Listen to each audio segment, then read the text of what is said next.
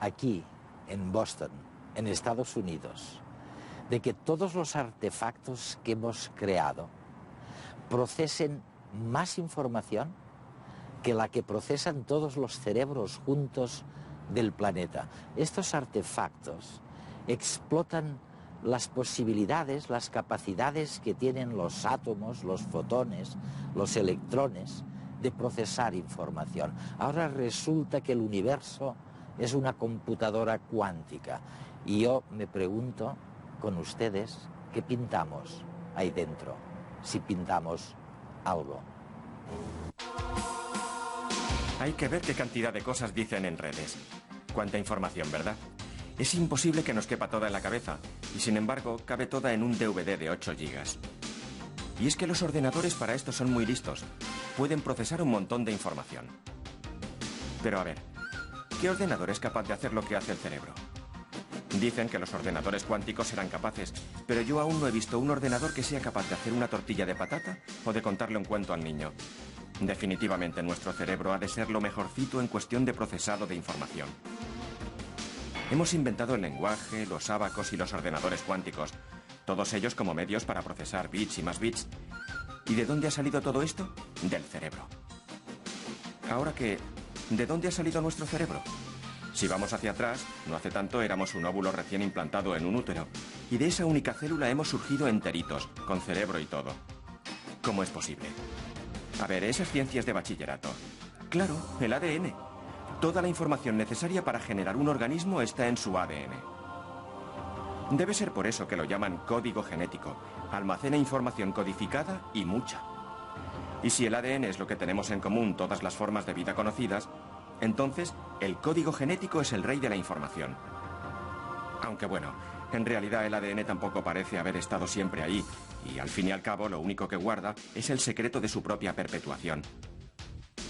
¿De dónde habrá sacado toda esa información que codifica? El ADN es una molécula que codifica maneras de fabricar otras moléculas, y las moléculas están hechas de átomos. ¿Será que la información viene de los átomos? Seguro que los átomos pueden almacenar muchísima información, pero claro, los átomos a su vez están formados de otras partículas cada vez más pequeñas y cada vez más extrañas. Sin embargo, los físicos parecen estar de acuerdo en algo. Todo el universo conocido está formado con estas partículas. Bueno, y también están de acuerdo en lo del Big Bang. En algún momento, hace 13.800 millones de años, todo lo que ahora forma el universo estaba comprimido en una singularidad espacio-temporal de densidad infinita y físicamente paradójica. Ahí es nada. Claro, esto significa que toda la información, desde la que llevan las partículas hasta la que yo manejo, comenzó a procesarse, a mutar y a multiplicarse en el Big Bang. En realidad, el universo no hace más que computar información desde sus comienzos. ¿Será que el universo es información? Al fin y al cabo, todo lo que vemos, oímos, pensamos, es información. Si yo soy lo que pienso, yo soy información. Qué confusión, me he perdido. ¿Qué me decías que es la información?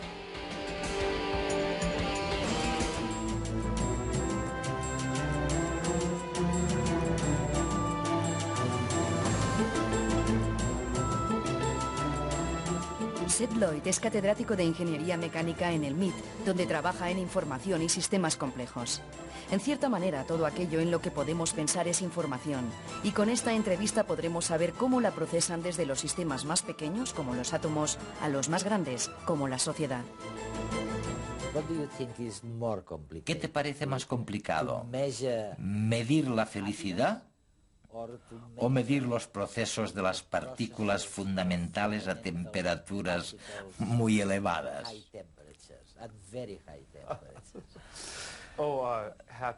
Clarísimo. La felicidad es mucho más difícil de medir. ¿Crees que es mucho más difícil? Vaya, yo pensé que sería más fácil. Depende de lo que midamos, ¿no? La felicidad es algo complejo y no está claro que haya una sola escala para medirla. Pero si medimos las propiedades de las partículas elementales, como su energía o temperatura, solo hay un número que podamos medir ahí. Por eso, irónicamente, podemos medir cuánta información está procesando el universo en su conjunto, pero es mucho más difícil calcular si hoy te sientes feliz o no. Bueno, Bueno, tal vez la respuesta sea la ausencia de miedo en lo que se refiere a la felicidad. Si no tienes miedo, probablemente tiendas a ser feliz. Pero has mencionado algo que me sorprende. Primero hablabas de energía, de temperatura. Pero una de tus ideas más insistentes es que esa era la imagen o la antigua manera de analizar las cosas. Pero que ahora las cosas se estudian a través del procesamiento de la información. La cantidad de información que puede procesar una molécula, un cerebro, el universo. Es así, ¿no?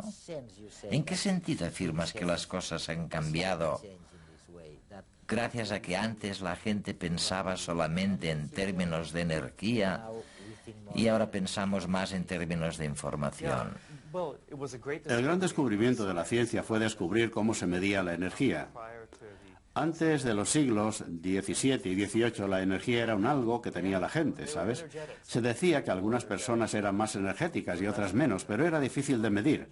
Y luego, en los siglos XVII y XVIII, se dieron cuenta de que se podía cuantificar la cantidad de energía que tienen las cosas y que, de hecho, la energía se conserva. Se puede tener energía en forma de trabajo, cuando se aplican fuerzas sobre los objetos, o energía en forma de calor. Y se puede convertir una forma de energía en otra y la energía se conserva. Así que cuando energía se libera en forma de trabajo, se libera también en forma de calor y viceversa. Fue un descubrimiento extraordinario y significó que aquello que antes era una especie de noción intuitiva, tener energía o ser energético, pasó a poder cuantificarse. Posteriormente, a mediados del siglo XX, los científicos se percataron de que también se puede cuantificar la información. Hasta entonces la información era simplemente aquello que nos transmitimos unos a otros al comunicarnos. Obvio. Pero entonces, a mediados del siglo XX, Claude Shannon, de los laboratorios Bell y luego del MIT, demostró que se podía medir la información en forma de bits.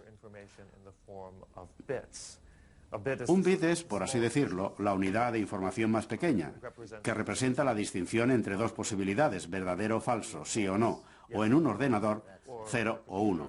¿Esto es? Y desde entonces hemos descubierto que, de hecho, todas las cosas del mundo contienen una cantidad determinada de información.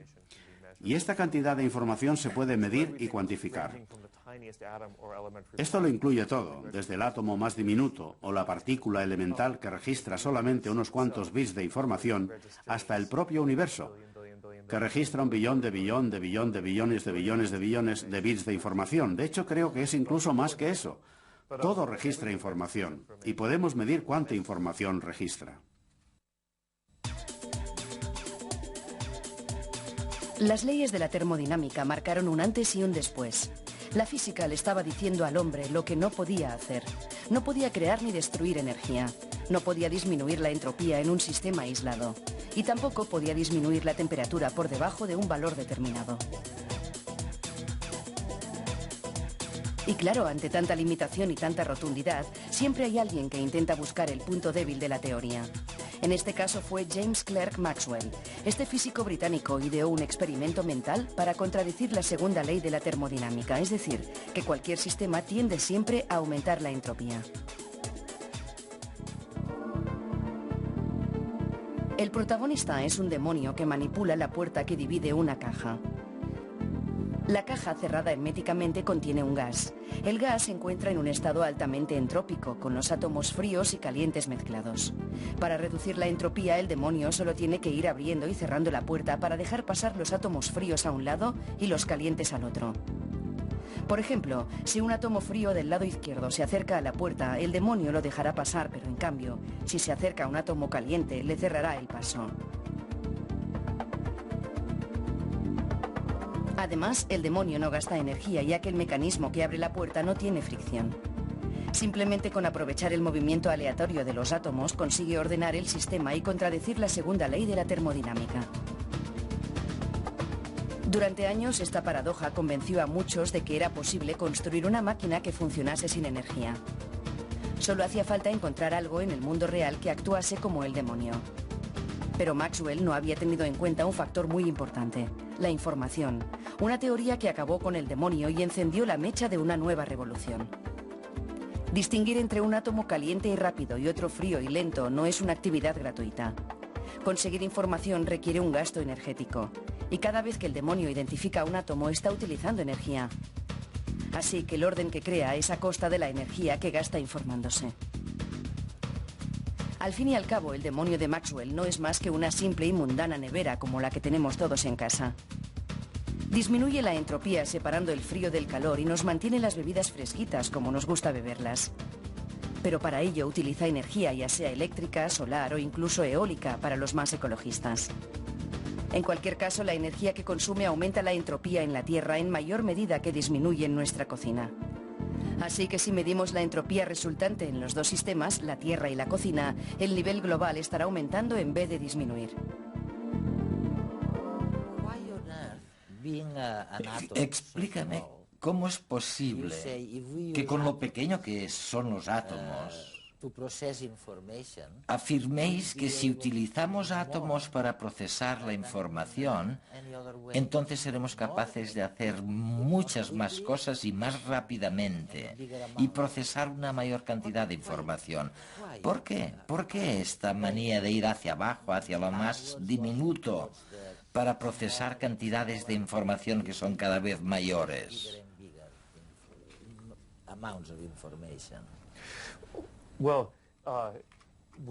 Cuando se procesa información a escala atómica, los átomos se comportan de maneras extrañas y contrarias a la intuición. Maneras en las que jamás podríamos esperar que se comportaran los bits de información en un ordenador convencional o en un canal de comunicación ordinario. De hecho, es irónico, porque en realidad los átomos fueron en cierto modo lo primero que se descubrió para transportar información. Las fórmulas de la teoría de la información que cuantifican el número de bits de información que puede registrar un sistema físico se descubrieron, en realidad, a finales del siglo XIX, gracias a tres grandes expertos en mecánica estadística: James Clerk Maxwell, en Cambridge, Ludwig Boltzmann, en Viena, y Josiah Willard Gibbs, en Yale, Estados Unidos. Estaban buscando una fórmula para esta cantidad que denominamos entropía, que es esa extraña cantidad que evita que la energía se transforme en tanto trabajo útil como nos gustaría. Y llegaron a una fórmula. Y ahora constatamos que esta fórmula también se aplica al número de bits de información que registran los átomos individuales. Así que la entropía es, de hecho, información. Y cada átomo, cada molécula, registra un cierto número de bits de información, un pequeño número de ellos. Sin embargo, como los átomos son muy pequeños, registran la información de un modo muy distinto al de un conmutador en un ordenador. Por ejemplo, en un ordenador, cada bit se registra en el condensador, que es como un cubo de electrones. Si se impulsan un montón de electrones hacia ese cubo, el cubo se llena de electrones, y a eso llamamos 1. Si cogemos los electrones y volvemos a ponerlos en el suelo de modo que el cubo quede vacío de electrones, a eso lo llamamos 0. Así que la naturaleza de la información digital normal es discreta, sí o no, 0 o 1. Sin embargo, si pasamos a la escala de un electrón individual, por ejemplo, imagina que yo intentara almacenar información en un único electrón o poner un solo electrón en el cubo y llamara a eso 1. Y luego quitara ese único electrón del cubo y lo llamara 0. Pues bien, eso también es un bit de información. Es lo mismo que tener 1000 millones de electrones en el cubo para el 1 y 1000 millones de electrones fuera del cubo para el 0. Sigo teniendo un bit. Pero un electrón aislado se comporta de una manera distinta a muchos electrones. Diré más, es posible que un único electrón esté tanto dentro como fuera. Al mismo tiempo. Al mismo tiempo, se trata de una característica de la mecánica cuántica, la teoría que rige el comportamiento de cosas como los átomos y los electrones. La mecánica cuántica explica el comportamiento de las cosas en las escalas más pequeñas y más fundamentales. Y por muy extraño y raro que parezca, en la mecánica cuántica, algo que pensábamos que era discreto, o bien una cosa o bien otra, como un electrón, no tiene una posición bien definida y puede estar o aquí o allí, o puede estar aquí y allí al mismo tiempo. Así que un bit cuántico registrado por un electrón puede registrar, en ese sentido cuántico extraño, el 0 y el 1 a la vez. el electrón en el cubo y el electrón fuera del cubo. Y justamente